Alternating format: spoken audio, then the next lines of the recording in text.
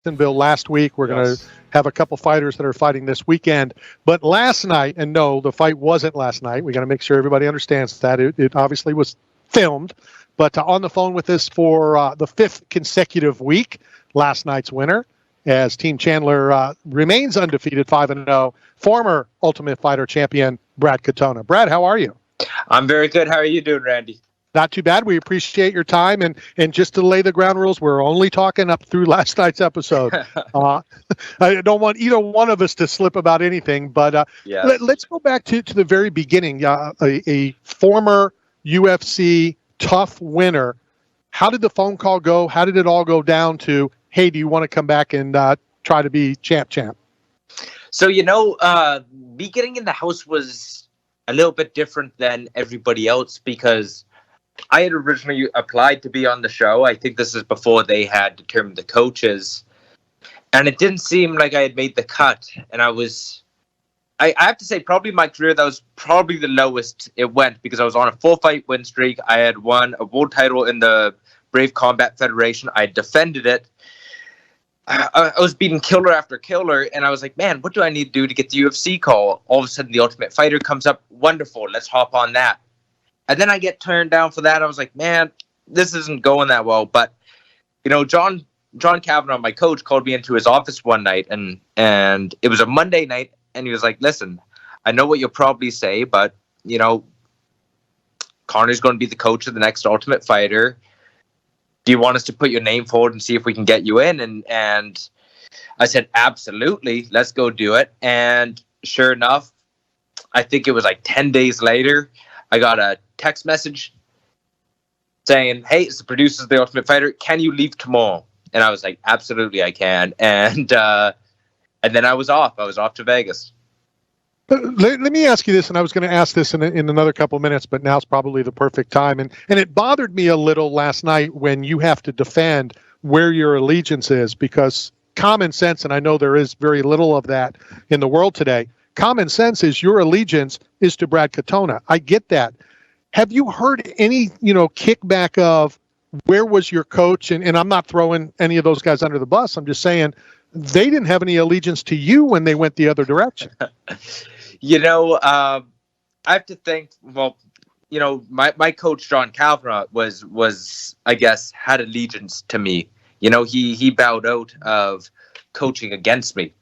And really, John was the only coach on the other team, on Team McGregor, that I have worked with extensively. There was Tristan Kennedy, my nutritionist, but he's not going to give any technical details to the fighters. And everybody else I've trained with, but haven't spent a large amount of time one-on-one with. And I guess there was a certain level of professionalism between us, knowing, listen, somebody's going to have to coach my opponent if I end up on the other team. Thankfully, my coach didn't need to coach, opted to not coach against me. If he did, that was fine. We'd be friends after. But, I've been with John for 6 years now, very loyally, as well as him to me. So I don't blame him for opting out of it either. And I also don't have any, grudges against the other coaches for coaching against me. Somebody had to coach against me. Sure. No, 100%. And I didn't obviously know that. And I'm sure a lot of the listeners didn't either. So I think big kudos to John, who, again, I know and we follow each other. I'm curious how much, I always ask the fighters when they come on, and as silly as it sounds, what's the first thing? And every single one has said, go get a bedroom, except for our guest 2 weeks ago, who said he wasn't going to be that guy. He wasn't going to run in. And he said his biggest regret was not running in and getting the right bedroom. Yeah, same here. I was at the back of the van, and I remember the first time everyone took off, and all the beds were the same, from my season of The Ultimate Fighter, season 27. This time, there were certainly better bedrooms and better beds, So me thinking in my head, it doesn't really matter. Like, we're all going to have basically the same thing, a room with a bathroom in it. And it's going to be pretty well situated right next to another room. So it doesn't matter. Sure enough, there was definitely better rooms than others. So thankfully, I learned from my first time on The Ultimate Fighter to have like a good eye mask for sleeping. I brought my own pillow. I brought some creature comforts that I regretted not having my first time on the show. So maybe there was a little bit of wisdom on my end just from that experience. But well, right, and that's the experience of that. I don't remember who it was. I don't remember breakfast, but it was 2 weeks ago, and he said he didn't run in, and then he got the bedroom by the kitchen, and he regretted it. Yes, yeah, I think I that might have been Cody, but yeah, I think it was. You know, yeah, I was in the same room with him as well, and all things considered, I don't think there was a good room in the house, but there were certainly slightly better ones, and I think we got the short stick in some ways. So Brad, along those lines, you know, I've always watched The Ultimate Fighter, but I think it's because of last night's episode where it really brought to light, like, you know, there really is a strategy play like Big Brother, like other reality shows where you have the experience, you've been through this, you've been the champion, and to see how you were like, you know, toying with your coaches about what film and wrestling and how much of an advantage do you think you have over the other guys because of that? You know, first off, I just wanted to say, like, when I'm pushing my coaches, you know, saying, hey, can we get film? Can we do this? Can we get these boots? Can we get massages? All that. That's because that's all stuff I might have done out of the house myself. Like, I wouldn't have necessarily relied on my coaches to do all this, you know, extra work, extra recovery. That's all stuff I could do myself. But I have no communication with my coaches besides during the training times.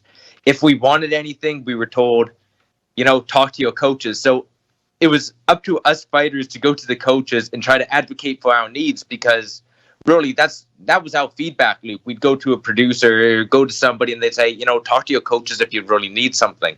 So that's why I was going to them. I was like, hey man, I just heard the other team just did some video work. Can we do that? You know, I heard they used the Performance Institute. Can we do that? Last time I was on the show, we had some Norman Tech compression boots at the house, which were great for recovery in between our sessions.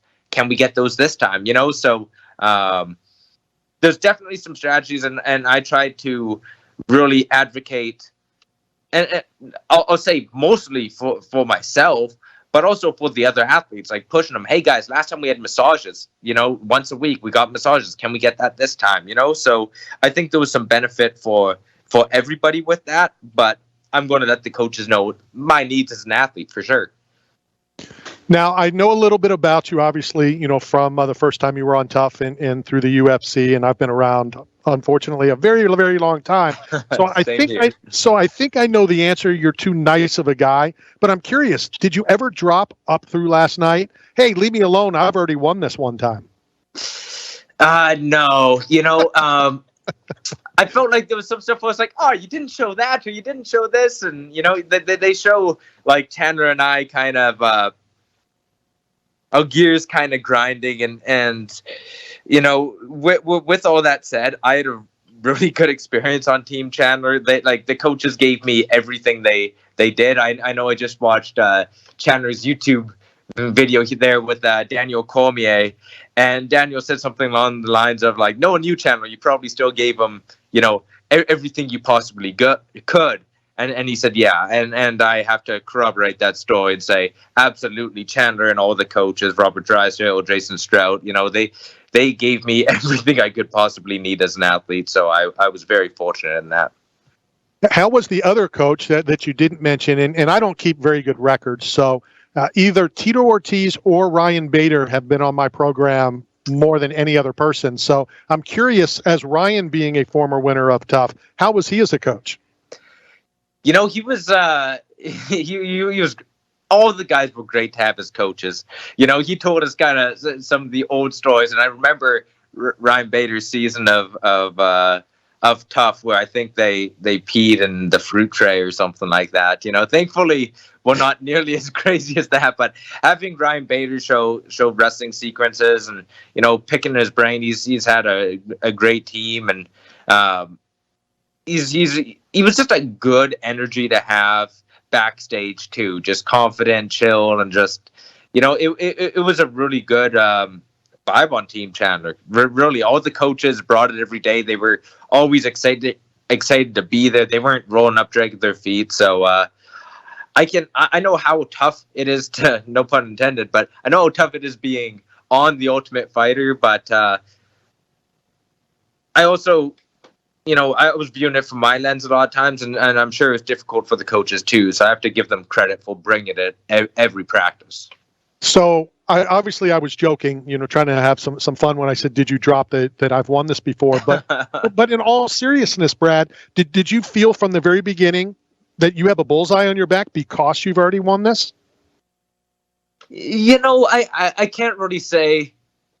I felt like it was because I had won it already that I had a bit of a bullseye. I had guys ask me some questions as well as just about like my experience of what to expect, and as well as I knew, little things like, listen, guys, they're going to hold us in these bands 15 minutes before practice and to tape us walking out and all of that. Meanwhile, everyone's getting a little antsy and they're going like, oh, why do they need to do this? I'm like, man, guys, just on my season of The Ultimate Fighter last time, it was the exact same thing. Everyone was like, man, why do they keep on holding us? I'm like, man, it just is. That's the game. So I felt like they'd ask me, in your season, how did this work or how did that work? And I was able to share some insight. But everything I kept on saying was, but we don't know. This is a unique season as well. Things are different. So just because this is how it was last time doesn't mean like it is this time. So it's a grindy experience for sure. But I said this last time, I'm glad I did it, but I never want to do it again. Now that I did it again, I certainly don't want to be in the house again. That's awesome. We are talking to Brad Katona, last night's victor on the this season of The Ultimate Fighter on ESPN. Now, is it you're the deviest of divas or the least devious of divas? Man, yeah, I'll be the self-proclaimed diva. Because I knew how it was starting to rub off on people. Like, Brad's having these needs. We don't necessarily have these needs. I was just looking out for myself. Nobody else there. Like, if I was on the other team, I'd maybe have other coaches who would know me and be looking out for my specific needs. But really, the coaches had to juggle 8 athletes. But at the end of the day, I just had to juggle myself, So I was just trying to advocate for myself. I'd advocate for another fighter if they needed something as well. And I honestly feel that way. If that makes me a diva, I'll take it. I'll let you know what I need, as well as, if you told me, hey man, this is just how it is, I'll accept it and then I'll adapt. But, I am going to push, because at the end of the day, 5 years down the line, I know Michael Chandler cared. I absolutely know every coach cared on that team, but they're not going to wake up in the middle of the night being like, man, this kid really could have won The Ultimate Fighter on my season, but something happened. But, maybe if that's me in 5 years and I didn't say something, or if I didn't push when I should have, maybe I would have the regrets. So I'll live and die on that hill, but I guess it's up to the audience whether they think I'm the divaest diva, the least divaest diva, but we'll see if I'm the most ultimate fighter after all. There you go. And I only brought that up because it was on last night's episode. And I agree. I agree with what you're doing and what you're saying. And I've always said this since, Tough One. You guys may like each other, but you're not a team. You're not training partners. You're not a team. You're there. Each one of you are there to ultimately win this show. And which leads me to the next thing. When do you start worrying about, I may have to fight? I mean, you guys are 5-0 right now. You're going to possibly have to fight the guy that you're wearing the same red color, the next couple of weeks. When do you start worrying about that? That's really tough to say. It's on your mind when you're training. It's certainly on your mind. But at the same time, the most important fight is your next fight, right? Like, is the one immediately in front of you. Because if you don't win your preliminary fight, you're not fighting in the semifinals unless some chance happens, and that sometimes happens.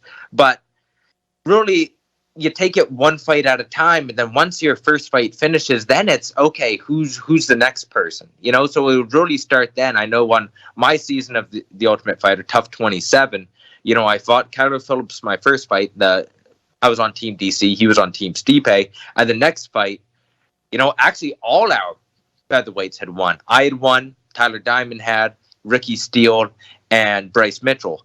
So we were all going to be fighting each other, and I ended up having to fight Bryce Mitchell. So really you start worrying about that now that I've talked it through, kind of immediately after your first fight, after your preliminary. Is there anything from last night's episode that they didn't show that was leading up to that point that we didn't get to see last night? For the most part, I just feel like there was more to it. There was even other parts where the tensions got even higher between Chandler and I. What had originally happened was I had suffered a small cut on my chin in our first practice together. So that was the reason why I didn't want to do the. Would Chandler have? Absolutely, he would have done that. He's an old school wrestler. He'd put the tuck tape on his head. Heck, if his arm had fallen off, he still would have done wrestling practice. I'm sure of it. But in my head, I was going, I need to make sure I don't last just through the first fight, but the second fight. How strict are they going to be on medicals? Just anything that can go wrong will go wrong. And I need to keep things, if it's small, I have to keep it small. So that was in my head going forward. And maybe defensively, I'll also say the time frame was fairly short. I believe, it was Friday when I suffered the cut. Saturday was a day off. I only skipped Sunday, Monday, and Tuesday's wrestling practices. Every other practice I did, and then I was wrestling on Wednesday. So, there's like some context there where you're like, man, it's just missing a little bit of context. But, would Chandler still have done that practice? Absolutely, he would have. But again, the thing about us veterans that Chandler had said was, what I like about you veterans is you know exactly what you need. And so I was trying to communicate what I needed. And you know what? Thankfully, our gears grinded for about a day or two. And then he gave me everything I possibly needed. So kudos to Chandler and all the coaches. They really accommodated. We'll call it the diva-est diva. There you go.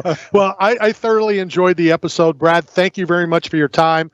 I know that we've already talked about this. We're going to send you a care package from 8 Man Strong and Bucked Up Energy drink. We're going to send it to the Apex, and it'll be sitting there waiting. Basically, because we're too frugal to mail it overseas, we're going to have it at the Apex sitting waiting for you.